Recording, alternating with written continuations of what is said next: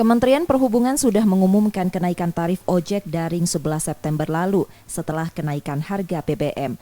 Namun kenaikan juga tingginya potongan aplikator yang mencapai lebih dari 15% dari ongkos perjalanan ini juga dikeluhkan sejumlah komunitas dan asosiasi pengemudi ojek daring.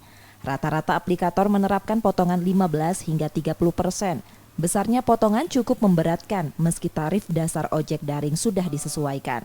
Paguyuban ojek daring berharap potongan tersebut dapat turun maksimal 10%. Para pengemudi meminta Pemprov Sumsel terlibat dalam pengaturan tarif ojek daring tersebut.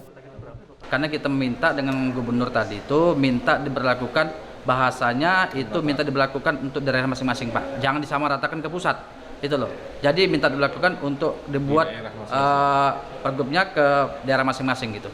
Jadi kita minta memang disesuaikan saja dengan harga BBM sekarang gitu kan, dengan harga BBM sekarang, dengan tarif sekarang gitu Pak. Harapannya berapa gitu memang?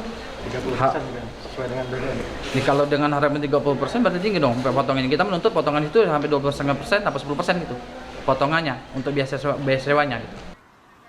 Selain pengaduan tarif, perwakilan paguyuban juga berharap pemberian jalur khusus pengisian BBM untuk pengemudi ojek daring, menghindari antrian panjang, termasuk pemberian bantuan sosial dari Pemprov Sumsel.